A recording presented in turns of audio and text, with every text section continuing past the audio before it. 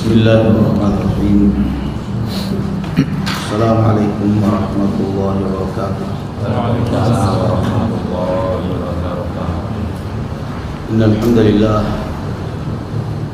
nahmaduhu ta'ala wa nasta'inuhu wa nastaghfiruh wa na'udzu billahi min shururi anfusina wa sayyiati a'malina.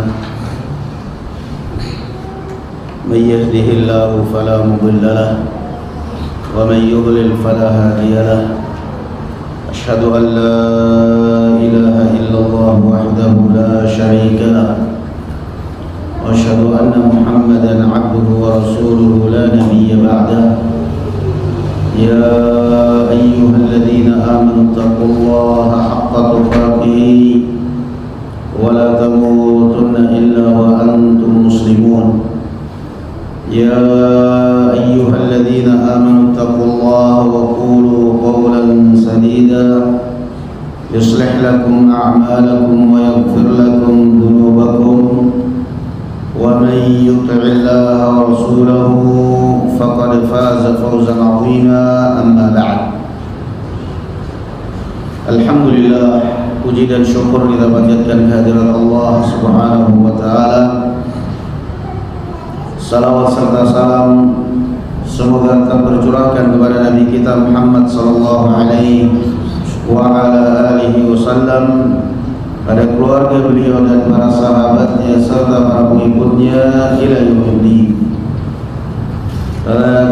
Terakhir pembahasan kita barakallahu fikum surat Al-Baqarah, masih dalam surat Al-Baqarah, yaitu ayat 24 kalau tidak salah, 24-25. Kisah tatkala Allah Subhanahu wa Ta'ala hendak menciptakan Adam alaihi salatu wassalam sebagai Abul Bashar, sebagai ayah daripada manusia. Kemudian Allah Subhanahu wa Ta'ala memberitahu, bukan meminta izin, memberitahu malaikat-malaikatnya, dan malaikat pun mengatakan, untuk apa engkau wahai Adam, wahai Allah, menciptakan manusia di muka bumi? Toh nanti juga mereka akan berbuat kerusakan dan akan menumpahkan darah. Ucapan iblis, ucapan malaikat ini barakallahu fikum, mereka berdasarkan apa ya kawan? Mereka mengambil kesimpulan bahwa manusia kalau diciptakan di muka bumi kurang lebih akan berbuat kerusakan dan menumpahkan darah. Mereka bicara dengan pembicaraan seperti ini apa ya kawan? Alasannya dari mana mereka ambil?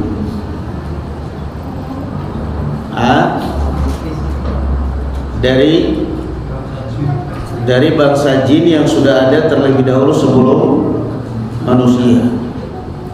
Di mana sebelum ada manusia di muka bumi ini terlebih dahulu Allah sudah menciptakan siapa? Para jin, yang kemudian mereka berbuat kerusakan, membunuh, merampok. Kemudian ceritanya apa? Alur ceritanya, kemudian Allah mengirim malaikat memerangi para jin sehingga mereka terasingkan di pegunungan-pegunungan, di lautan.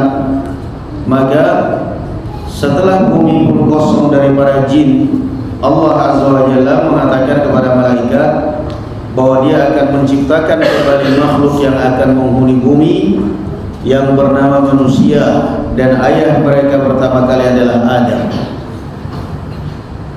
Maka Allah Azza wa Jalla kemudian mengatakan, inni a'lamu ma tubuduna wa ma kuntum taktumun. Kata Allah Azza wa Jalla, wahai malaikatku, sesungguhnya aku mengetahui apa yang kalian nampakkan dan apa yang kalian sembunyikan. Di sini kata beliau yang sudah kita lewati tafsirnya, perhatikan ini, kita nyimak ayat per ayat. Inni a'lamu ma tubuduna wa ma kuntum taktumun. Aku mengetahui apa yang kalian tampakkan dan apa yang kalian sembunyikan wahai malaikat-malaikat. Berarti di sini barakallahu fikum ya ikhwan, ada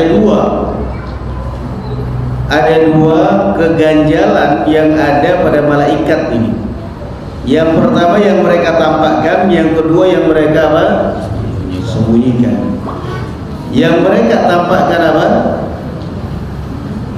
Yang mereka tampakkan apa? Siapa yang masih ingat?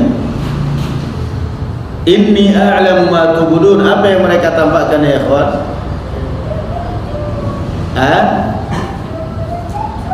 Karena ada dua di sini. Ada dua keganjalan malaikat ketika Allah hendak menciptakan siapa? Adam. Yang Allah katakan, inni a'lamu ma tubudun wa ma kuntum taktumun. Aku mengetahui apa yang kalian tampakkan dan apa yang kalian sembunyikan. Yang ditampakkan apa ya kawan? Yaitu ucapan mereka, ataj'alu fiha man yufsidu fiha wa yasfiku dima. Itu yang ditampakkan oleh malaikat, yaitu ucapan mereka, ya Allah, kenapa engkau menciptakan manusia yang nantinya juga bakal berbuat kerusakan dan bakal menumpahkan darah. Itu yang mereka tampakkan. Wa ma kuntum taktumun, dan aku mengetahui apa pula yang kalian sembunyikan, yaitu apa? Yakni iktikad mereka, keyakinan mereka para malaikat, wa nahnu nusabbihu bihamdik wa nuqaddisu lak. Artinya apa? Tidak ada makhluk yang lebih baik, yang paling baik dari kami, kata malaikat. Kenapa? Nahnu nusabbihu bihamdik wa nuqaddisu lak. Kami enggak seperti jin, enggak seperti manusia. Enggak seperti jin, enggak seperti manusia. Kami enggak pernah membunuh. Malaikat enggak pernah membunuh. Malaikat yang membunuh hanya malaikat maut, itu pun atas perintah Allah Azza wa Jalla. Jadi berarti saya ulangi barakallahu fikum ya ikhwan, supaya kita enggak salah paham. Di sini kata Allah Azza wa Jalla, alam aqul lakum inni a'lamu ma tubuduna wa ma kuntum taktumun. Bukankah aku telah mengatakan bahwa aku mengetahui apa yang kalian tampakkan? Apa yang kalian tampakkan dan apa yang kalian sembunyikan. Yang mereka tampakkan tadi apa? Ucapan mereka apa? Ucapan mereka bahwa manusia bakal berbuat kerusakan, bakal menumpahkan darah. Maka untuk apa lagi engkau ciptakan makhluk di muka bumi ya Allah? Paling juga kurang lebih seperti para jin, membunuh, menumpahkan darah, merampok, berzina, khamr. Wa ma kuntum taktumun, dan apa yang kalian sembunyikan? Apa yang mereka sembunyikan tadi? I'tiqad mereka, keyakinan mereka, anggapan mereka bahwasanya tidak ada makhluk yang lebih baik, yang lebih suci dari malaikat. Karena apa? Wa nahnu nusabbihu bihamdi rabbik. Maka dijawab oleh Allah Subhanahu wa taala apa?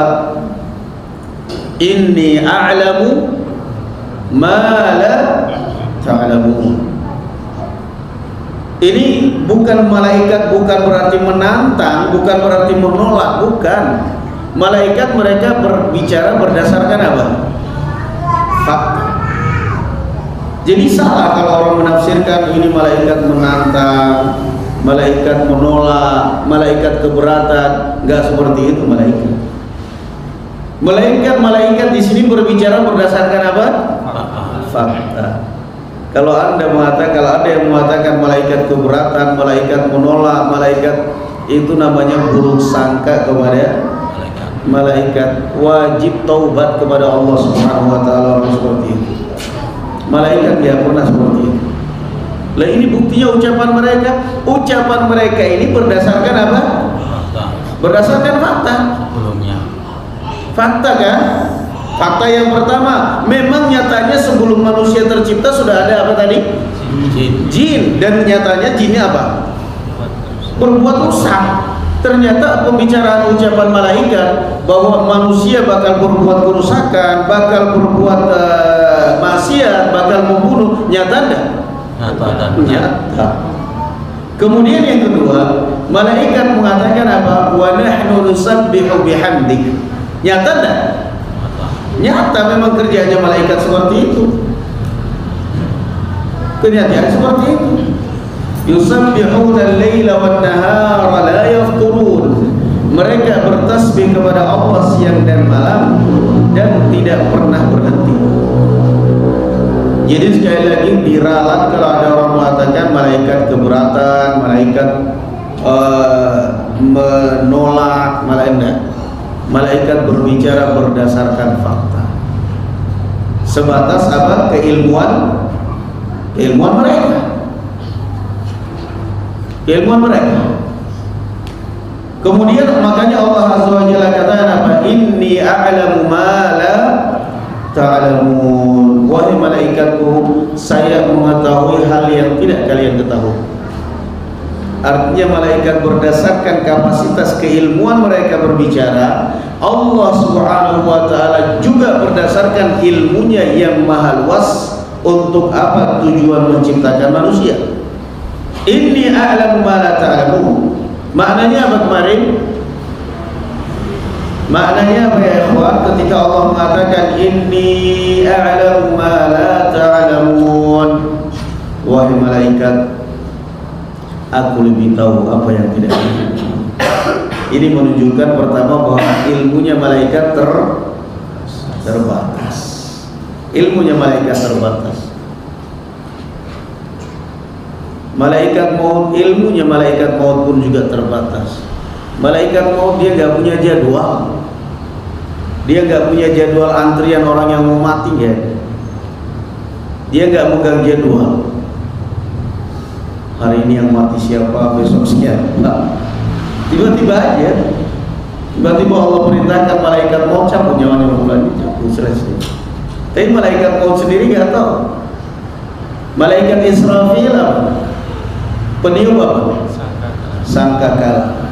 Malaikat Israfil sendiri tidak tahu kapan itu sangkakala bakal ditiup. Dia hanya menunggu apa?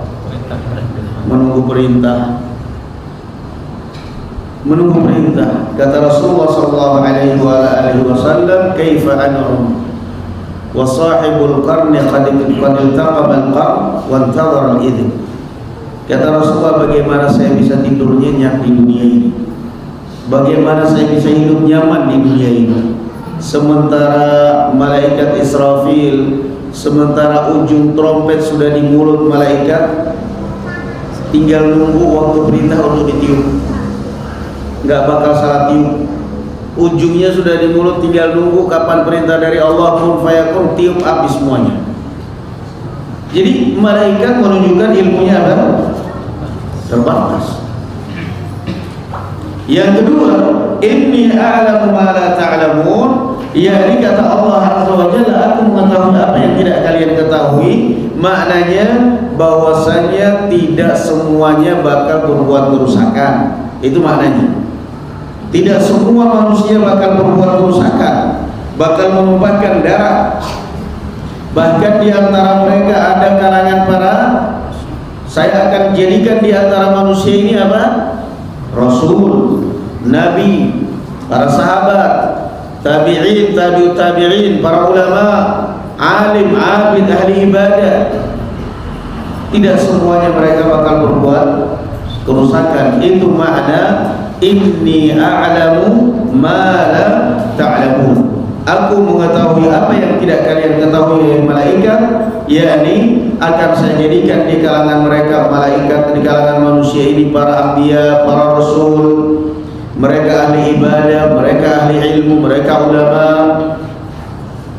Kemudian setelah itu, untuk menunjukkan kelebihan Adam alaihi salatu wassalam di hadapan malaikat-malaikatnya dan di hadapan jin, iblis yang sudah terlebih dahulu tercipta, Caranya bagaimana ya kawan?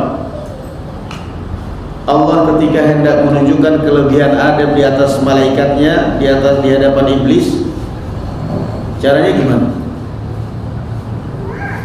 Siapa yang ingat? Ayatnya sambung aja nyambung, udah bisa jawab. Menyebutkan nama-nama Udah. benda yang ada. Aywa. Kemudian Allah Azza wa Jalla menunjukkan kelebihan Adam, keutamaan Adam di hadapan malaikat-malaikatnya dan di hadapan iblis dengan cara diajarkan apa? Nama-nama benda. Ilmu.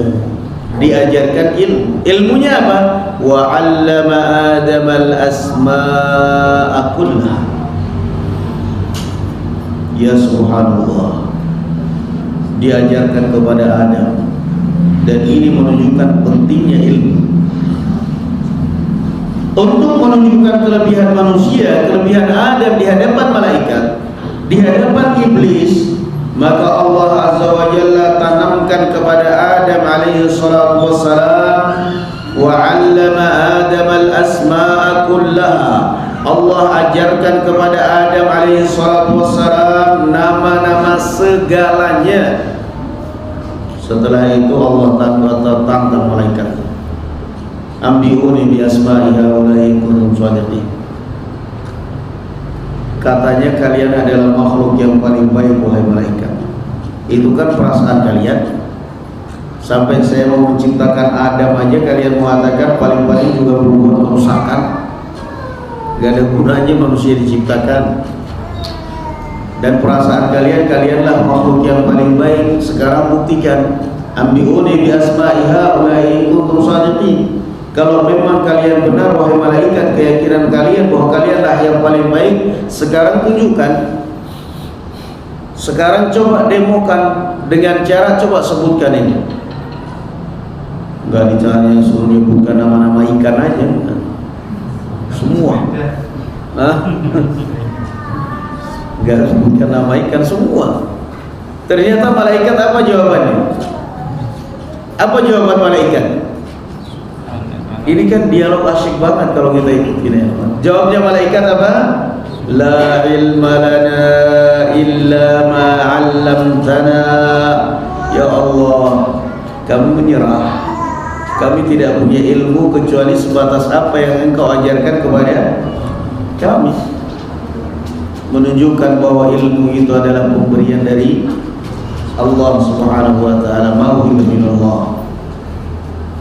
La ilma lana illa ma 'allamtana innaka antal alimul hakim. Maka kemudian beralihlah pembicaraan Allah kepada Adam yang tadinya disodorkan kepada malaikat, barulah kemudian beralih kepada Adam. Ya Adam, wahai Adam, ambilhum bi asma'i haula. Wahai Adam, beritahukan. Mari sebutkanlah namanya satu persatu, ini semuanya. Dari situlah kemudian malaikat mengakui kelebihan siapa? Kelebihan Adam. Setelah melihat keilmuan Adam alaihi salatu wassalam. Lain lagi dengan iblis. Kalau iblis apa? Yang namanya iblis tidak akan pernah melihat kebaikan siapapun. Kenapa? Karakternya iblis hasad. Karakternya iblis apa? Hasad. Dan itu adalah termasuk dosa pertama kali di muka bumi itu. Apa kata Imam Al-Qayyim? Hasad, sombong, rakus. Awwal dzambin usiyallahu bih. Kata Imam Al-Qayyim rahimahullah, dosa pertama kali di muka bumi ini itu dari 3. Berawal dari 3. Sombong. Siapa pelopornya itu? Iblis. Ana khairum min. Ketika diperintah oleh Allah sujud kepada Adam, jawabnya iblis apa? Saya enggak pantas sujud kepada iblis, kepada Adam. Saya lebih baik dari Adam. Saya dari api, Adam dari tanah. Ini kias benar nggak kira-kira? unsur api lebih baik dari unsur tanah, benar nggak ini pendapatnya iblis ya? Tidak. Tidak. Nggak benar kan? Kenapa? Nyatanya sekarang kita kalau api manfaat ya untuk kita. Api sangat bermanfaat ya, bermanfaat. Tapi takut ya? Takut ya kita dari api? Takut. Jadi kiasnya iblis ini salah. Ana khairum minhu khalaqtani min narin wa khalaqtahu min tin. Saya lebih baik dari dia. Saya tercipta dari tanah, saya tercipta dari api, dia dari tanah. Saya lebih baik. Salah kamu iblis. Kenapa saya salah? Enggak ada orang mengatakan api lebih baik dari tanah, enggak ada. Kecuali siapa? Iblis. Memang api bermanfaat. Kita bisa nanak nasi dengan api. Ya, kalau listrik ya juga unsur api juga. Kebutuhan kita dengan api luar biasa. Tetapi api itu tetap aja ada api, tetap kitanya apa? Takut. Beda dengan tanah. Kita butuh dengan tanah dan kita nyaman di tanah. Mati pun masuk ke tanah. Makan dari hasil tanah. Makan dari hasil tanah. Ada kita makan dari hasil api kalau nggak ada hasil tanah. Subhanallah. Jadi ini kiasnya orang yang on sebenarnya. Nggak benar. Iblis mengatakan saya lebih baik dari Adam, dia tercipta dari tanah, saya tercipta dari api. Siapa yang bilang api lebih baik dari tanah? Nah, itu yang pertama. Dosa pertama kali di muka bumi ini itu 3 ini. Yang pertama apa tadi? Sombong. Pelopornya siapa? Iblis. Yang kedua, dosa pertama kali di muka bumi ini apa? Hasad. Apa itu hasad? Dengki, iri. Sifatnya Yahudi, sifatnya anak kecil. Nggak boleh ngelihat orang lain di atas dia. Kata Muawiyah bin Abi Sufyan, setiap orang saya mampu membuat dia ridha kecuali satu, al-hasad, orang yang hasad. Orang yang hasad itu nggak bisa dibikin ridha. Kita ngelihat dia miskin, dia butuh, kita kasih. Saya nggak butuh, nggak terima kasih saya gitu. Padahal udah mati. Itu orang hasad. Kalau orang baik kita kasih itu dia senang banget. Tapi kalau orang hasad, masya Allah, luar biasa. Orang hasad itu susah, nggak bisa dibikin ridha. Karena dia benar-benar butuh, kita paksa-paksa, udah lama, terimalah, kita kasih lewat istrinya, kita kasih lewat anaknya ini untuk beli makan, untuk beli beras. Diterima, tapi apa? Ngasih segini aja udah sombong. Masya Allah, itu orang hasad.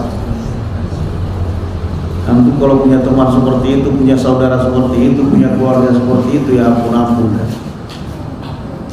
Sakit parah di rumah sampai mau mati. Istrinya telepon minta, Pak, tolong Mas, kasihan suami saya sakit parah udah mau mati ini. Antum kan punya mobil, tolonglah suami saya diantar ke rumah sakit. Terus gimana Bu? Kan suamimu kayak sama saya ketahui sendiri. Ya insya Allah kali ini gak apa-apa Mas, dia sakit parah kok. Ya benar ya Bu, ibu tanggung jawab dia. Datang mobil di depan rumah. Begitu sampai di sana, makasih Pak, saya nggak butuh mobil, saya nggak apa-apa, udah sehat kok. Saya udah sembuh katanya. Orang hasad ya. Orang hasad. Sampai istrinya marah-marah, Mas ini udah begini-begini, bawa ke rumah sakit, udah ada yang mau nolong aja, udah alhamdulillah kok. Nggak apa-apa kok, saya udah mending kok, udah sembuh kok. Kata yang punya mobil tetangga atau saudara, Bu, kamu lihat sendiri, Ibu lihat sendiri kan gimana, saya nggak bisa apa-apa Bu. Saya bukannya nggak mau nolong, bahkan saya mau Bu, saya bawa ke rumah sakit, biar rumah sakit saya nanggung. Tapi kan Ibu sendiri tahu karakter suami Anda. Jadi mau gimana Bu? Kalau nggak mau saya pulang. Begitu pulang istrinya ngamuk-ngamuk, mati sekalian. Kalau perlu nanti saya panggilin dokter suruh suntik mati aja, nyusahin orang. Sudah mau mati aja hatinya masih busuk, masih hasad, susah. Dosa pertama kali, yang kedua apa? Yang pertama apa tadi? Sombong. Pelopornya siapa? Iblis. Yang kedua apa? Hasad. Pelopornya siapa? Iblis juga. Iblis dan Qabil. Salah satu anaknya Adam. Yusuf dibuang ke sumur gara-gara apa? Hasad. Gara-gara hasad. Subhanallah. Dosa yang ketiga, yang pertama kali muncul dan dimaksiati Allah Subhanahu wa taala dengannya adalah apa? Rakus. Pelopornya siapa? Pelopornya dosa rakus siapa? Iblis. Bukan iblis. Ayah kita siapa? Adam. Bukan iblis, Adam. Kata Allah Subhanahu wa taala, wahai Adam, tinggallah kamu di surga dengan istrimu. Makan sesuka hatimu yang ada di surga dengan satu syarat apa? Jangan makan pohon ini. Bukan pohon khuldi ya, jangan dinamakan pohon khuldi. Pohon khuldi itu penamaan siapa? Iblis, untuk mengelabui manusia. Jangan seperti yang kan kurang lebih kayak iblis-iblis, anak-anak buah iblis sekarang berzina dinamakan hiburan. Zina dinamakan karaoke, dinamakan hiburan, dinamakan klub malam, padahal zina semuanya, alhamdulillah.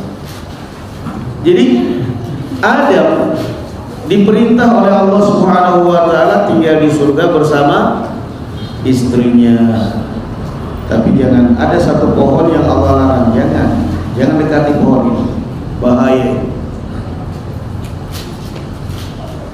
Nyaman gak ada? Sudah nyaman belum?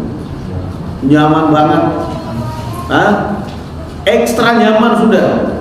Lebih dari VIP untuk kamarnya. Ya Adam uskun anta wa zawjukal jannah. Wahai Adam, tinggallah kamu di sini. Kurang apa coba?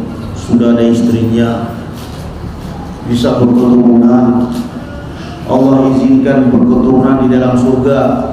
Kalau ahlul jannah yang lain kan kalau udah masuk surga nggak punya keturunan kan? Sudah nggak berketurunan lagi, kawin tiap hari boleh.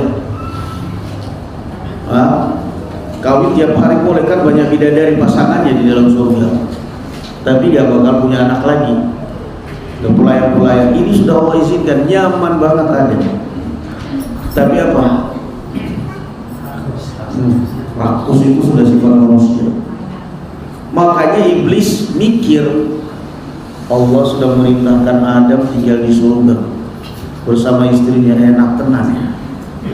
Saya diusir dari surga, gimana caranya ya?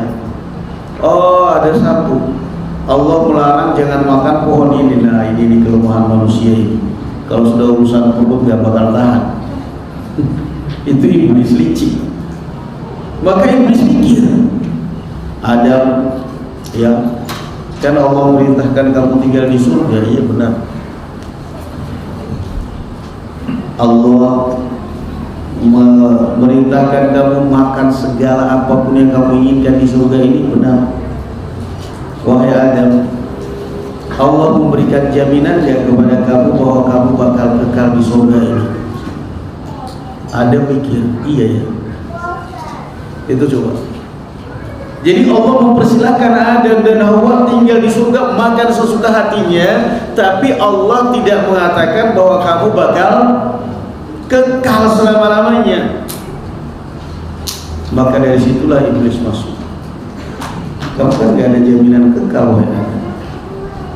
Nanti kalau kamu dikeluarkan dari surga ini gimana?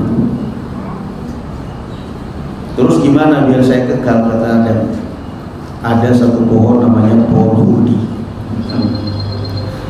Jadi pohon yang diharamkan oleh Allah Subhanahu wa taala dinamakan, diganti oleh Adam, namanya pohon apa? Pohon kekal. Artinya kalau kamu makan pohon itu, buah pohon itu, kamu bakal kekal.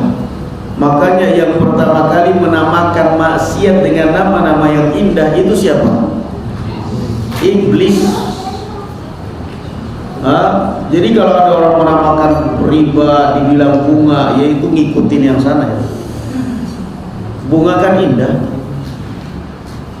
Ketahuan haram, ganti lagi akomodasi. Orang menamakan minuman khamr haram dengan nama bir. Bir itu apa bahasa Arab? Kan baik. Gambarnya orang tua berjenggot, bir walidain. Semua itu kan penamaan iblis awalnya. Yang menamakan muharramat itu dengan nama-nama yang indah siapa? Iblis. Yang kedua, wahai Adam, Allah memerintahkan kamu tinggal di dalam surga ini, tetapi Allah tidak menjamin kamu bakal berpuasa. Kalau ada penghuni surga yang lain dan dia berpuasa, bagaimana? Adam mikir. Awalnya Adam gak gentar dengan godaan iblis. Tapi siapa? Hawa. Makanya Rasulullah SAW mengatakan apa? Laula Hawa lam takhun untha zawjaha. Kalau bukan karena Hawa yang berkhianat kepada Adam, maka niscaya tidak akan ada wanita yang berkhianat pada suami-suaminya. Karena dari sononya memang pernah diajarin khianat, akhirnya zaman sekarang banyak wanita-wanita khianat dengan suaminya. Ya selingkuh lah, ya berani menantang suaminya lah, ya berani ngelawan suaminya lah, ya berani tolak pinggang di depan suaminya lah, ya berani melompotin suaminya lah, ya berani macam-macam. Yang kasihan siapa? Yang kasihan suaminya. Nah, yang kasihan suaminya jadi kurus. Kenapa sih kurus mas? Gimana nggak kurus? Ustaz, tiap hari disuruh makan saya lasem. Sambal terasi, tempe goreng, nasi putih. Kenapa maksudnya gitu? Ya biar suaminya tidur, ya tidur. Wah, lemes tidur. Hawa goda Adam. Hawa goda Adam. Dan kalian kan tahu kan, kelemahan laki-laki itu apa? Kelemahan laki-laki adalah wanita. Itu kelemahan laki-laki. Padahal ya kalau dipikir-pikir, kadang-kadang istrinya cantik juga enggak. Tapi kok dia nggak bisa apa-apa di hadapan istri. Lempam-lempam. Suruh korupsi. Suruh jangan taklim. Suruh cukur jenggot. Suruh celananya saya nggak senang mas, celana cingkrang itu enggak, pokoknya panjangin. Kenapa jenggotnya dicukur pak? Sebenarnya jenggot saya banyak pak Ustaz, cuma istri saya nggak senang kalau saya punya jenggot, jadi saya cukur. Emang seberapa cantik istrinya? Begitu kita ngomong keluar istri ada innalillahi wa inna ilaihi raji'un, masih mandi malampir. Tapi apa? Itulah kelemahan siapa? Kelemahan, bukan kelemahan manusia, kelemahan laki-laki. Sadar ya kalian laki-laki? Sadarlah. Makanya hati-hati. Adam alaihi salatu wassalam diperdaya. Hawa, udahlah gak apa-apa, biar kita kekal, biar kita ini. Makanlah mereka. Begitu mereka makan, akhirnya apa? Pertama kali Adam dan Hawa makan dari buah pohon itu, apa yang lepas dari mereka? Pakaian mereka. Kenapa? Kata para ulama, kenapa? Iblis tahu kalau manusia terutama perempuan sudah lepas pakaian, lepas hijab, hancur bakal. Disitulah hancurnya kaum muslimin. Nah, Kalau perempuan berhijab, apalagi dia bercadar, kita lihat mau negur aja kadang-kadang kan segan kita. Iya kan? Paling-paling kalau anak-anak yang iseng negur, bos surga ini. Itu orang berjilbab, apalagi dia tampan orang wanita soleha. Tapi kalau orang lewat di depan pakai rok mini, pakai celana, bilang, gimana coba? Bau surga atau bau syahwat? Naudzubillah. Jadi begitu mereka Adam dan Hawa makan dari pohon yang terlarang, yang pertama kali lepas dari badan mereka adalah pakaian. Sampai mereka hanya bisa menutup aurat dengan daun pohon itu.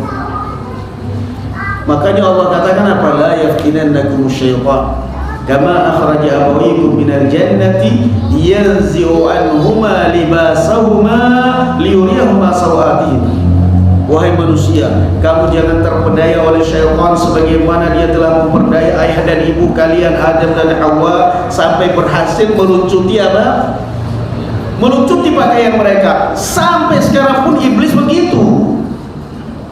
Untuk apa sih? Cantik-cantik kok dicadarin itu loh. Eman-eman, kamu tuh cantik loh, manis, kamu pakai cadar, eman-eman. Suamimu juga gak sebegitu ganteng. Masa kamu cuma yang lihat suamimu aja? Kamu ke mall, wajahmu cantik, dilihat orang juga sedap, ini semuanya. Mulailah ia juga ya. Yang pertama kali diluncuti itu mesti apa? Hijab, pakaian. Sehingga akhirnya lama-kelamaan dia lebih pede dengan penampilan pakaian seksinya, pakaian itunya. Kenapa? Itulah kelemahan manusia. Jadi berarti dosa pertama kali di muka bumi ini apa tadi? Kata Imam Ibnu Qayyim, pertama apa? Sombong. Pelopornya siapa? Iblis. Hasad. Pelopornya siapa? Qabil. Rakus. Pelopornya siapa? Bapaknya. Pelopornya bapaknya Qabil. Cuman kalau Adam kan gak jelek. Kenapa? Dia kan taubat setelah itu kan. Taubat akhirnya kembali ke surga. Jadi dia gak jelek. Yang jelek siapa? Ya manusia rakus, keturunannya. Jadi sudah nikmat tinggal di surga, masih saja ingin mendapatkan yang lebih. Makanya manusia ini barakallahu fikum hidup di dunia ini ya kawan. Jangan rakus, jangan sudah punya mobil masih aja setiap di tol melihatin mobil-mobil mewah. Gak ada syukurnya kamu akhirnya, gak ada nikmatnya hidup. Gak bakal ada hidup nikmat selama kamu tidak merasa qanaah di dunia ini. Nah, setiap melihat mobil mewah, saya harus ganti. Gak enak ini mobil. Jangan setiap melihat orang, mendengar cerita orang, wah ini ustadz ini, wah ini istrinya 2, 3, saya juga. Jangan, hidup itu bukan coba-coba, bukan percobaan. Udah punya istri masih aja umum. Yang tenang hidup itu. Jangan gampang terprovokasi. Kalau sudah duduk dengan ikhwan, dengan ustaz, ini ustaz, istrinya 3, istrinya 2. Pulang ke rumah, nih, ya mas, ada izin gak mas? Izin apa? Nih, ya boleh jam. Kata istrinya, langkahin lumayan. Oh kamu kalau begitu menolak sunnah, kamu kalau begitu istri durhaka, istri itu bukan istri durhaka namanya. Itu karakter dan tabiatnya wanita. Nggak salah. Dan itu menunjukkan laki-laki penakut. Nggak usah ditanggapin istri-istri kalau suaminya kayak gitu, nggak usah digubris. Bikinin teh yang panas saja biar lidahnya diem. Bikinin teh yang panas, atau bikinin teh minum. Sekarang juga harus diminum. Panasan, tobat kapok. Dan hidup itu apa? Jangan rakus, tenangkan hati. Karena kalau kamu rakus, nggak bakal kamu menerjang seluruh apa yang ada di dunia ini. Setiap apa yang kamu punya, kamu melihat punya orang lain akan lebih istimewa. Itu dunia.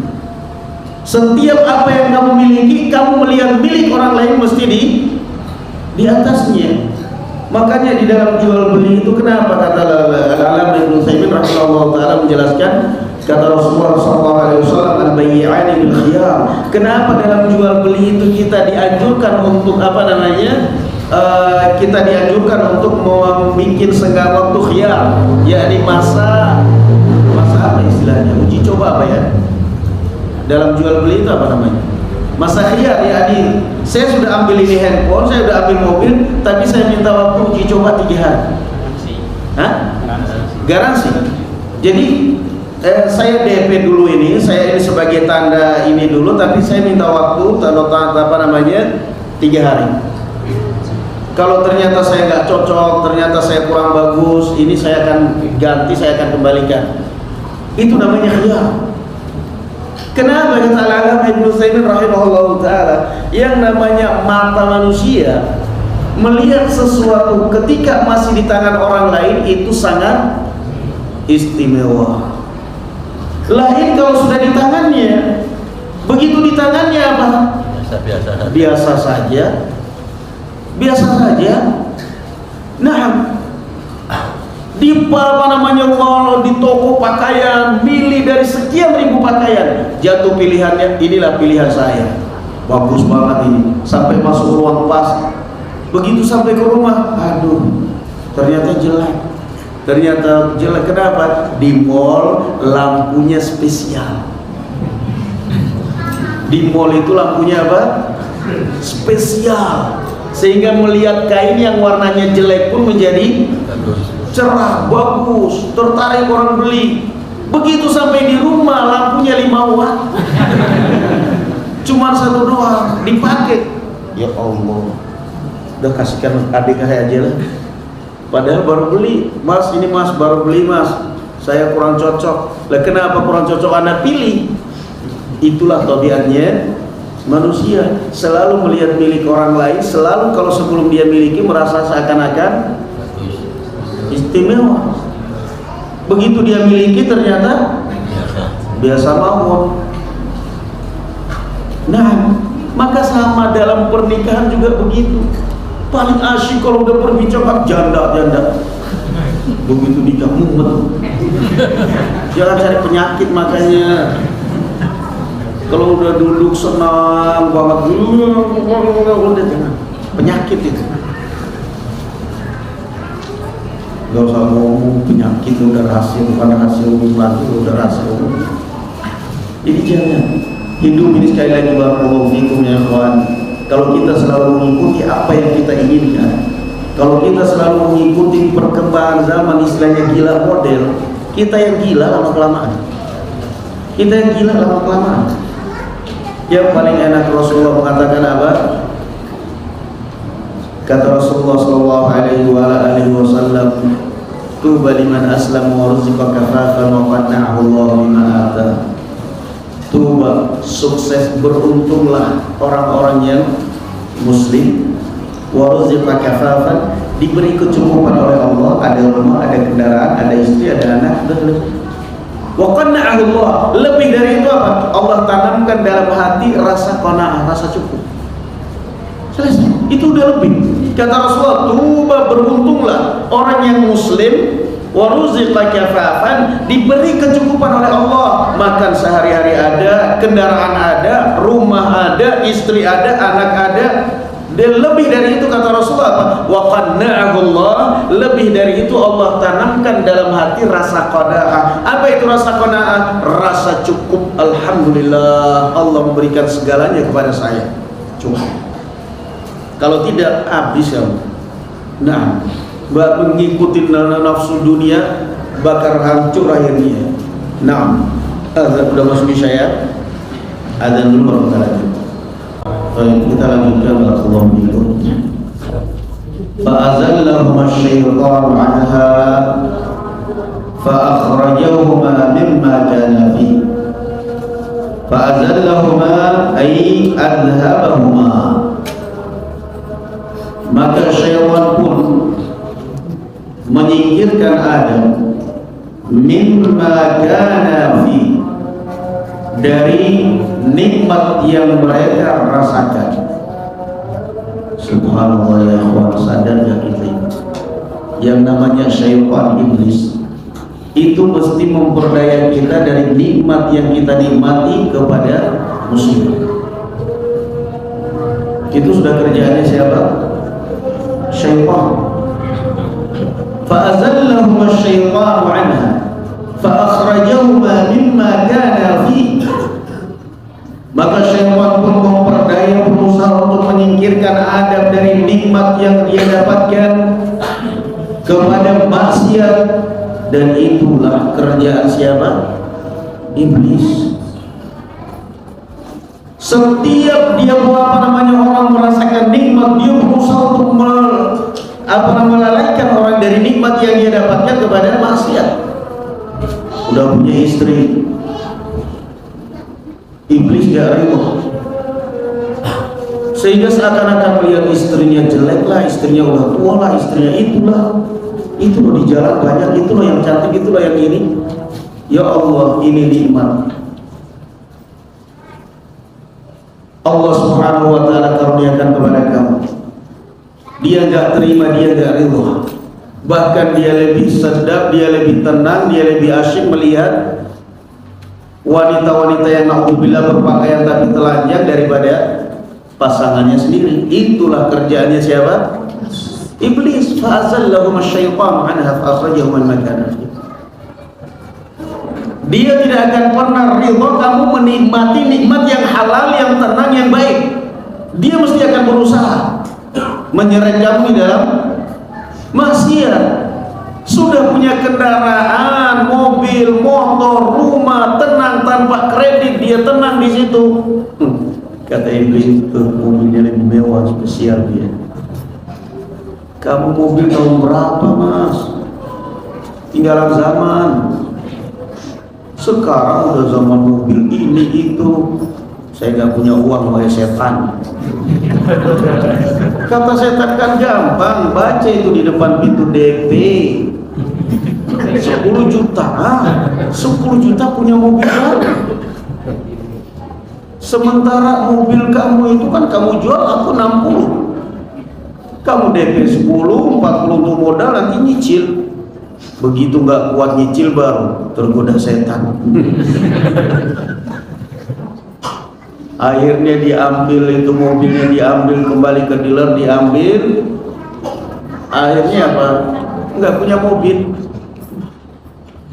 Kemana-mana akhirnya kehujanan. Begitu cerita sama teman, mobil di mana tuh Mas? Ya begitulah, tergoda setan. Tergoda setan, tapi yang rugi siapa?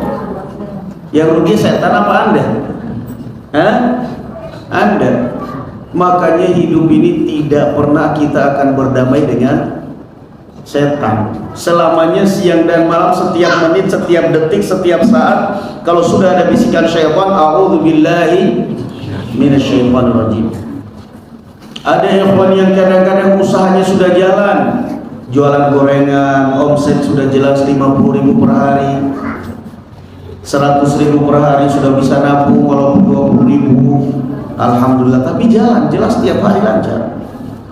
Cerita temannya yang dari Jakarta, sudah berapa lama jualan ini Mas? Sudah setahun.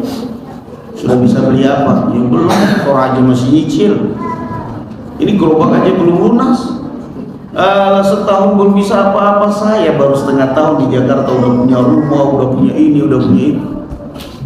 Kok bisa Mas? Pinjam bank. Bank itu gampang kok. Apalagi sekarang banyak pinjaman online di internet, nawarin ini gampang. Awal saya pinjam itu 20 juta Mas, sekarang sudah 200 juta lebih saya masukkan, alhamdulillah. Oh gitu. Syaratnya apa Bang? Enggak ada syarat apa-apa. Gampang, ada yang gampang sekarang kok. Syarat cuma KTP, bunga sekian, terpengaruh dia. Akhirnya dia nekat ke bank, sertifikat rumah kecil apa semua, habis itu apa? Bangkrut, nggak ada penghasilan sama sekali, ngemis. Kenapa? Sadar wahai manusia, kerjaannya syaitan, fa'azallahum asy-syaitanu 'anha. Kerjaannya syaitan itu tidak akan pernah melihat kamu senang dengan nikmat yang kamu dapatkan. nikmat halal yang kamu dapatkan, mesti dia akan berusaha menyeret kamu dari nikmat yang halal ini kepada apa? Yang haram. Entah itu dalam pernikahan suami maupun istri, mesti seperti itu. Makanya Allah Azza wa Jalla mengatakan apa? Wala tattabi'u khutuwatis syaitan. Jangan kamu mengikuti langkah-langkah syaitan. Khutuwat itu dalam bahasa Arab jamak. Mufradnya apa? Khutwatun, selangkah. Khutwat, langkah-langkah. Artinya apa? Syaitan itu menyesatkan kamu langkah per langkah, selangkah demi selangkah, selangkah demi selangkah. Lama-kelamaan naudzubillah. Awalnya dia mengatakan, Masya Allah saya terpengaruh setan. Berbuat lagi nyesal, terpengaruh setan. Lama-kelamaan jadi setan. Sudah gak kerasa lagi kalau dia terpengaruh setan. Sudah jadi setan udah. Gak nyesal lagi sudah. Fa'azallahum asy-syaitanu anhu fa'akhrajahuma, sampai berhasil mengeluarkan ayah dari ibu kita siapa? Adam dan Hawa dari surga.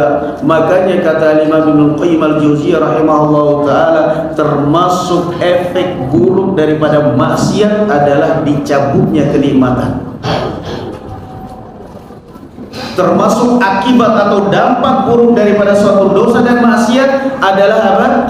Allah haramkan kepada kita rezeki, Allah cabut kenikmatan dari kita. Kalaupun Allah berikan rezeki, Allah cabut keberkahannya, sehingga kita punya uang banyak, kita punya pemasukan banyak, tapi hidup kita gak tenang. Allah cabut. Itu dampak daripada apa? Maksiat. Itu dampak daripada maksiat. Dalilnya apa? Ya ini, gak usah cari dalil lain. Ada. Keluar dari surga karena apa? Karena banyak dosa atau satu dosa? Hah? Satu dosa. Bagaimana dengan kita yang dosanya nggak bisa gitu? Satu dosa aja Allah sudah haramkan Adam, Allah sudah keluarkan Adam dari kenikmatan surga. Bagaimana dengan yang banyak dosanya? Maka jangan pernah merendahkan dosa. Satu dosanya Adam, makan buah pohon yang dilarang. Gak membangkang, gak berzina, na'udzubillah, gak macam-macam. Satu dosanya. Makanya Rasulullah mengatakan apa?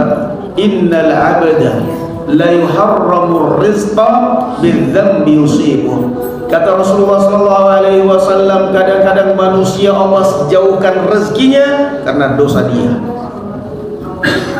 Karena dosa dia. Ini orang dapat duit 10.000 masuk warung kecil-kecil togel. Gimana kalau banyak rezekinya, ini orang jepit sekalian. Dapat pemasukan berapa? Kerjaan cuma beca. Ngeluhnya keluarga miskin, tetapi pulsa nggak boleh berhenti, rokok nggak boleh berhenti. Jadi heran kadang-kadang orang. BBM naik, demo, galau, ini semua. Rokokmu itu berapa itu satu bungkus? Coba kalau kamu ganti itu subsidi dari rokok diganti ke BBM, nggak usah demo berapa. Rokok minimal satu hari 2 bungkus, berapa satu bungkus rokok itu? 20. Hah? 20. Alhamdulillah di sini nggak ada yang merokok. Walaupun tahu harga rokok, ya kan di sini nggak ada yang merokok, entah di luar.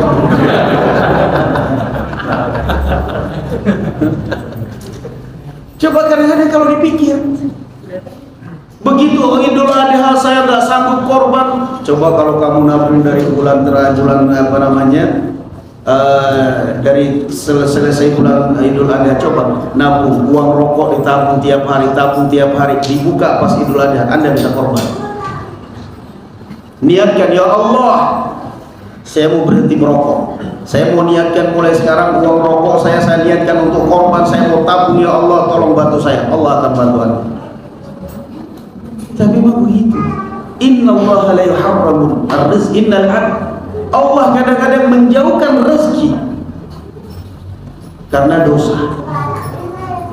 Padahal kita tahu kan, yang namanya manusia ini tercipta ada 2 yang selalu buntuti, tidak pernah lepas. rezeki dan ajal. Itu buntutin kita kemana pun gitu. Rezeki dan ajal.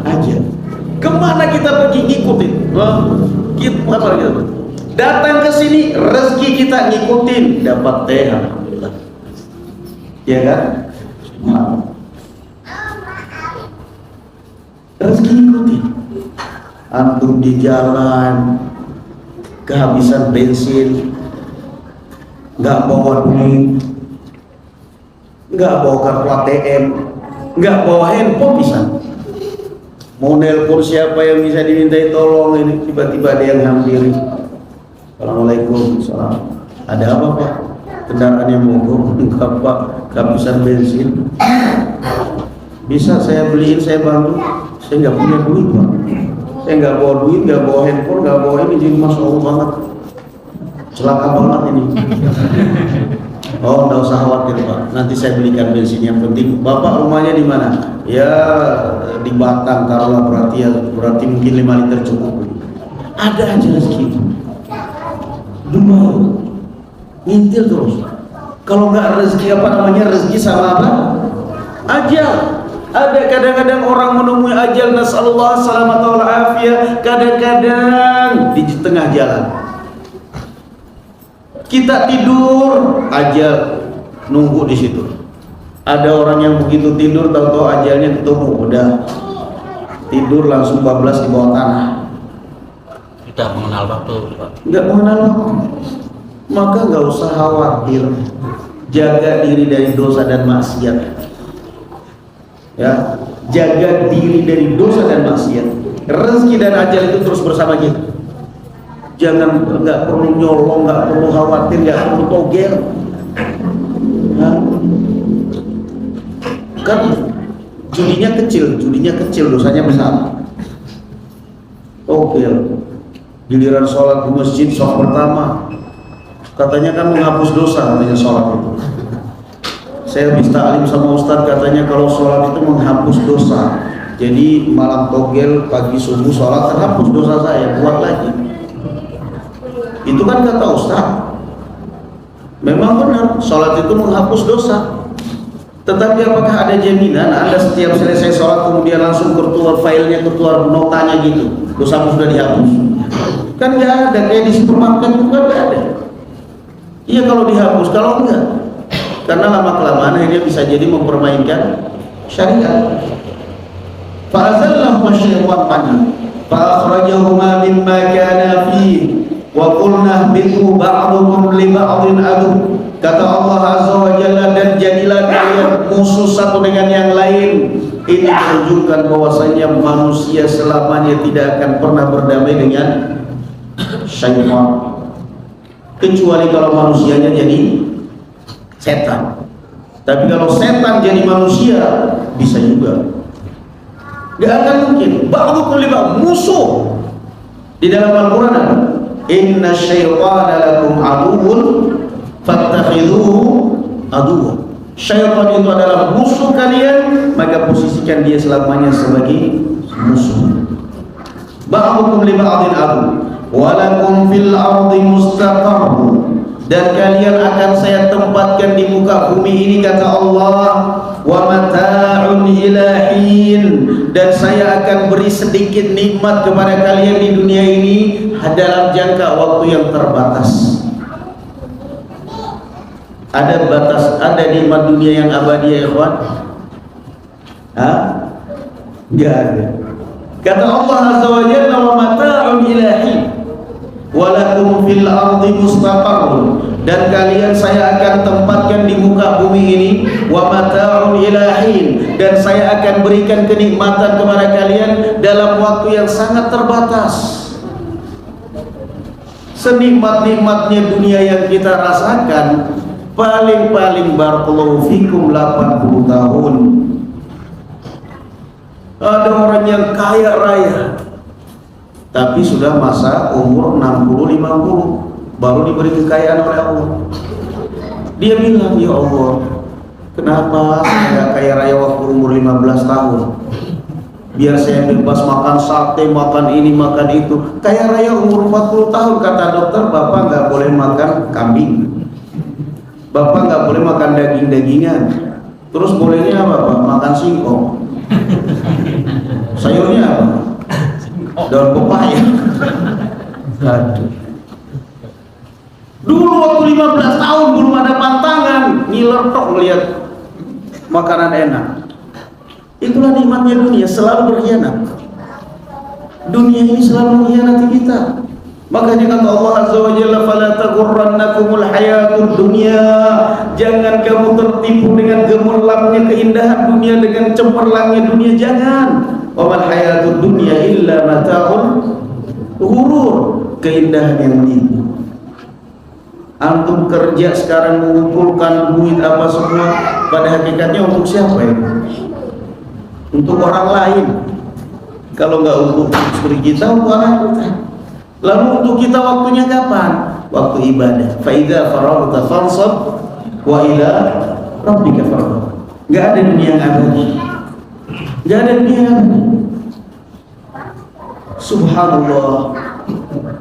Kalau orang mau kaya, memang duit bisa beli apa saja, tapi duit kan tidak bisa memberi kesembuhan. Yang menyembuhkan siapa? Allah Subhanahu wa ta'ala. Wa mata'ul ilahi. Jadi kalau kita pikir-pikir, ya subhanallah, dunia sementara, lalu apa yang mau disombongkan di dunia? Lalu apa yang mau disombongkan? Jadi bupati mau sombong, berapa masa bupati? 5 tahun, itu pun kalau nggak masuk pondok pesantren KPK. Baru 2 tahun sudah berpikir ngembaliin modal kampanye, nyunat sana sini, ketahuan sama KPK, ada masuk pondok pesantren. Langsung orang-orang lawan politiknya sujud syukur, pesta lagi. Itu lebih menyakitkan daripada di KPK. Mau apa yang mau disombongkan coba? Harta yang mau kita sombongkan. Kalau Allah Subhanahu wa ta'ala sudah titip sedikit aja penyakit di badan kita, mau apa? Allah titip satu penyakit, naudzubillah. Maka Allah Azza wa Jalla mengingatkan kepada kita, walakum fil ardi mustaqarrun wa mata'un ila hin. Kalian akan saya tempatkan di muka bumi wahai manusia, dan saya akan berikan sedikit kenikmatan dunia ila hin. Namun ingat, masanya sangat terbatas. Semua manusia, harta manusia semua ada expirednya di dunia. Dunia kalau nggak kita tinggalkan, dia meninggalkan kita.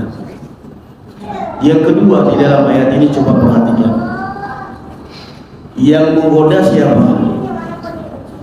Iblis. Yang tergoda siapa? Adam, manusia. Tapi yang kena imbas daripada dosa, iblis atau dua-duanya? Dua-duanya, yang menggoda dan yang tergoda. Jadi orang mungkin bisa mengatakan di dunia ini, Masya Allah, saya menyesal, saya tergoda syaitan, saya terpengaruh syaitan. Urusan itu urusan nanti di akhirat.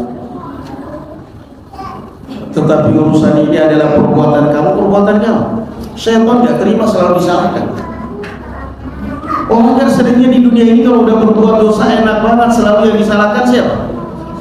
Syaitan. Sholat jam subuh telat, bangun-bangun setan. Padahal dia kesetanan, mainan game sampai jam 2. Kapan sholat malam, kapan sholat subuhnya? Begitu ketiduran subuh, setan. Kata setan, awas nanti di akhirat. Makanya di dalam Al-Quran ada, wa qala syaitan lamma qudiya al-amru inna allaha wa'adakum wa'adal haq wa wa'adtukum fa akhlaftukum wa ma kana li 'alaykum min sultanin illa an da'utukum fastajabtum li fala talumuni wa lumu anfusakum. Subhanallah. Setan pidato di hadapan manusia di hari kiamat. Setan pidato di hadapan manusia di hari kiamat. Allah menjanjikan kepada kalian di dunia janji yang benar, dan semua janji-janji saya itu, kata setan, hampa. Saya dulu cuma menjanjikan enak, tapi nggak ada pada hakikatnya. Hampa janji saya itu di dunia. Siapa suruh kalian terpengaruh dengan saya? Saya tidak bisa menyelamatkan kalian dan saya tidak bisa menyelamatkan diri saya sendiri. Itu setan, pengkhianat. Wa qala qarinuhu rabbana ma aghwaytuhu walakin kana fi dhalalin ba'id. Di hadapan Allah ini setan mengatakan, ya Allah, saya tidak pernah menyesatkan manusia, dia sendiri yang mau sesat. Saya cuma goda aja kok. Setan. Kalau di dunia kita mengatakan tergoda setan, begitu di akhirat gantian setan. Wa qala qarinuhu rabbana ma atghaytuhu walakin kana fi dhalalin ba'id. Ya Allah, saya tidak pernah menyesatkan manusia, saya tidak pernah nyuruh dia berzina. Tapi kenapa dia berzina? Enggak, saya tidak pernah nyuruh dia berzina, cuman saya tampakkan di mata dia itu ada wanita cantik, itu ada ini eman. Saya cuma goda aja, kata setan. Saya nggak pernah dia mencuri. Lalu kenapa dia sampai mencuri? Ya cuman saya perlihatkan di mata dia. Itu loh, ada motor kebetulan kuncinya gantung itu, sepi. Wah, lihat dia diambil. Maaf kok itu, saya nggak pernah nyesatkan dia, kata setan. Walakin kana fi dhalalin ba'id, dia sendiri yang milih kesesatan. Apa kata Allah? Qala la tahtasimu ladayya wa qad qaddamtu ilaykum bil wa'id. Saling menuduh manusia, ya Allah saya terpengaruh setan, ini dia setan yang mempengaruhi saya. Kata setan, tidak ya Allah, saya cuma mempengaruhi aja, dia yang berbuat. Saya cuma menggoda, dia yang mencuri, enak aja. Dia yang ngambil motor, saya nggak dapat apa-apa. Kok saya disalahkan, kata setan. Dia yang berzina, saya yang disalahkan. Dia yang minum khamr, saya yang disalahkan. Dia yang menikmati itu minum khamrnya, dia yang menikmati uang riba. Giliran tobat, kata itu terpengaruh setan, saya nggak dapat uang riba, kata setan. Saya nggak pernah menikmati uang riba, yang menikmati manusia, saya cuma goda aja. Maka di akhirat kata setan, ya Allah saya nggak pernah menyesatkan dia. Semenjak kapan saya manusia makan riba, saya nggak pernah dikasih. Paling-paling kalau dukung, kalau dia lagi syirik, paling-paling saya cuma dikasih apa? Ya dikasih telur kosong, kasih kelapa muda sampai berhari-hari sesajian gitu. Maka di akhirat setan protes, ya Allah saya nggak pernah menyesatkan dia, dia sendiri yang sesat. Kata Allah apa? La tahtasimu ladayya wa qad qaddamtu ilaykum bil wa'id. Kata Allah, udah nggak usah ribut, sudah nggak usah ribut. Toh saya sudah berikan peringatan kepada kalian. Masuk semuanya dalam neraka jahanam. Alqiya fi jahannam kulla kaffarin anid. Kata Allah kepada malaikat, udah lemparkan aja mereka ini, nanti aja di neraka baru masukkan semua dalam neraka jahanam. Kita tambah satu ayat. Fatalaqa Adamu min rabbih kalimatin fataba alaihi innahu huwat tawwabur rahim. Itulah bedanya iblis. Adam dengan siapa? Iblis. Jadi manusia ini tidak akan pernah luput dari kesalahan. Bedanya setan dengan manusia, kalau manusia seyogianya kalau dia salah apa? Cepat-cepat taubat, cepat-cepat istighfar. Kalau setan salah, begitu dia salah, dia berusaha untuk mencari orang yang bisa dipelesetkan. Itu setan.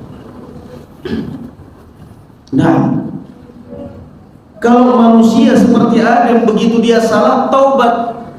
Fatalaqa Adamu min rabbih kalimatin fataba alaihi. Tapi kalau iblis ketika divonis dia salah, justru mencari orang lain bagaimana supaya orang lain juga bisa salah seperti dia. La haula wala quwwata illa billah. Orang yang baik ketika dia salah taubat. Tapi kalau orang yang jahat ketika dia salah berusaha mencari orang lain supaya sama dalam kesalahan dia. Lah antum sudah ngerti disalah, kenapa kok nggak ngomong ke saya? Sengaja biar kita sama-sama disalahkan. Gak salah itu. Allah Azza wa Jalla mengeluarkan Adam dari surga. Allah mengeluarkan Hawa dari surga. Allah mengeluarkan iblis dari surga. Tetapi bedanya iblis dengan Hawa, Adam dan Hawa, kalau Adam dan Hawa taubat kembali ke jalan yang benar dan tidak mengatakan saya terpengaruh iblis, nggak usah. Jangan pernah mengatakan saya terpengaruh syaitan, nggak usah. Itu justru setannya tambah GR. Kata Rasulullah, justru kalau kamu mengatakan begitu, setan mengatakan biquwwati sara'tu, dengan kuatnya saya berhasil mengalahkan dia. Jangan. Lalu apa? Kalau kita sudah menyadari kesalahan kita dan memang menyadari bahwasanya kita tergoda syaitan, katakan apa? A'udzubillahi minasyaitonir rajim.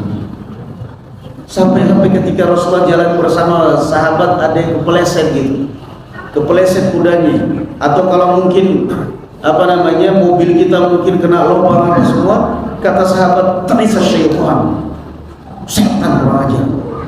Kata Rasulullah, jangan kamu bilang begitu, jangan kamu katakan seperti itu. Lalu kenapa? Kalau kamu katakan seperti itu, setan tambah GR sampai dia merasa seperti gunung besar.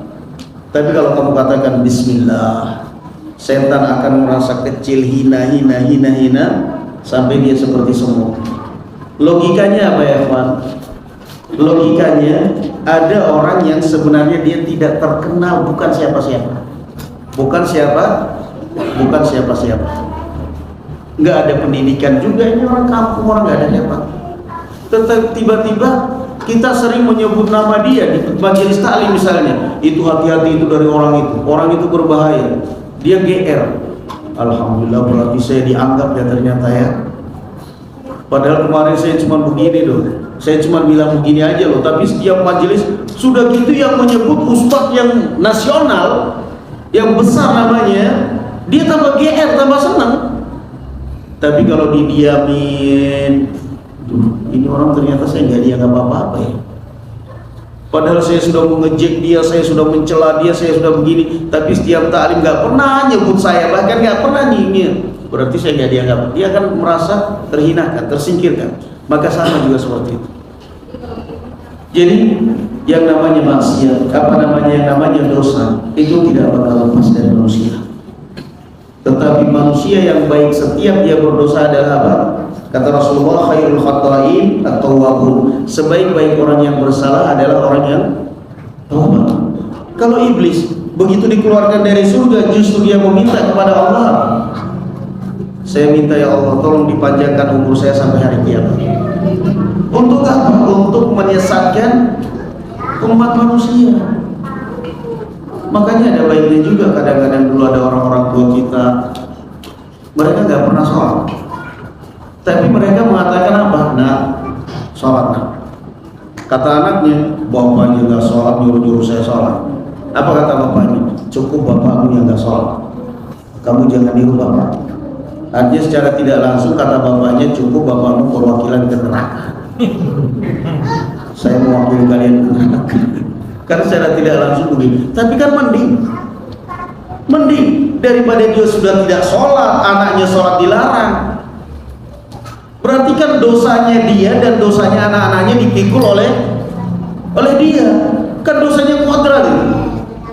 Sudah orang tuanya nggak sholat, bapaknya nggak sholat, ibunya nggak sholat, anaknya nggak disuruh sholat, bahkan sholat dilarang, taklim dilarang, ya tambah dosa. Jadi ada orang tua yang memang waras gitu, dia kadang-kadang nggak sholat, tetapi apa? Anaknya suruh sholat, kalian sholat, bahkan dibangunin kalau ada sholat. TPG belajar, kalian ngaji. Lah bapak nggak pernah sholat, kenapa nyuruh saya sholat? Udah nggak usah cerewet, pokoknya saya mau kalian sholat.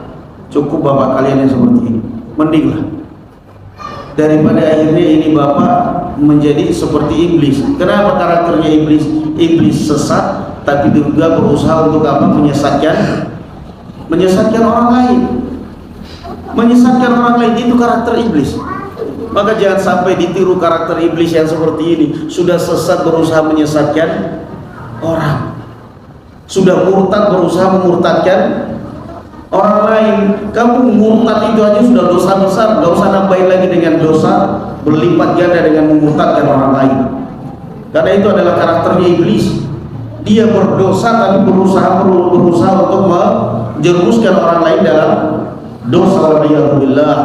Na'am, barakallahu fikum ya Allah. Ini berapa ayat yang kita baca? Ada pertanyaan?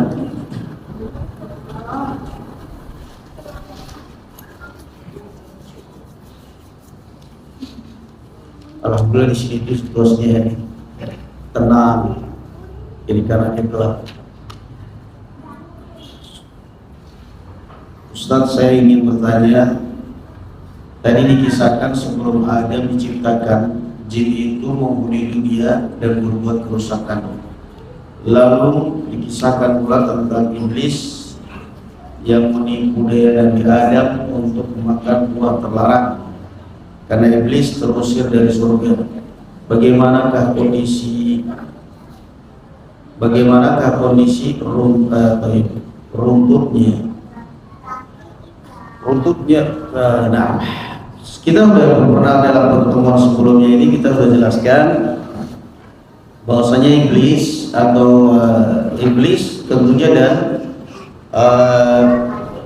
kroni-kroninya iblis. Mereka sudah, iblis itu kan siapa ya kawan? Iblis itu moyangnya siapa? Iblis itu moyangnya jin. Iblis itu bapaknya para jin, sebagaimana ada bapaknya manusia. Jadi sebelum Allah menciptakan Adam itu sudah ada terlebih dahulu para jin di muka bumi, dihuni oleh para jin. Kemudian mereka berbuat kerusakan, berbuat maksiat, membunuh. Maka Allah mengutus malaikat untuk memerangi mereka. Diperangi sampai diasingkan di pegunungan-pegunungan. Makanya alhamdulillah para jin pun akhirnya tinggal di mana? Terasingkan.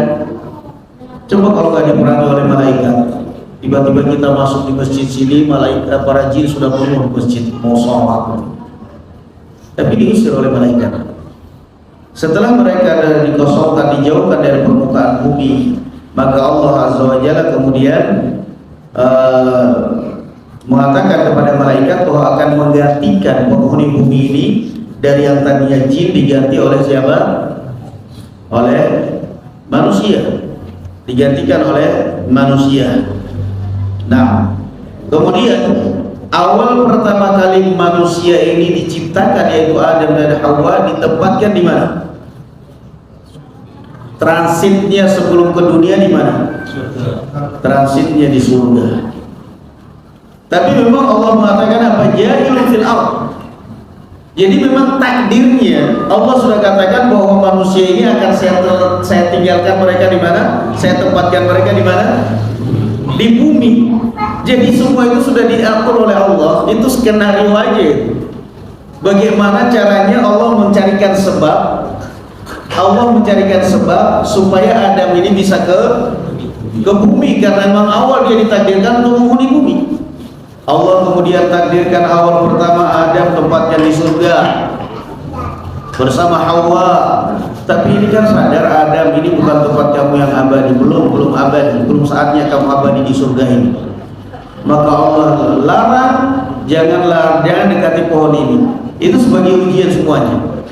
Kemudian terpedaya oleh iblis dan akhirnya Adam dikeluarkan ke bumi. Diturunkan kulnah bitu, turun.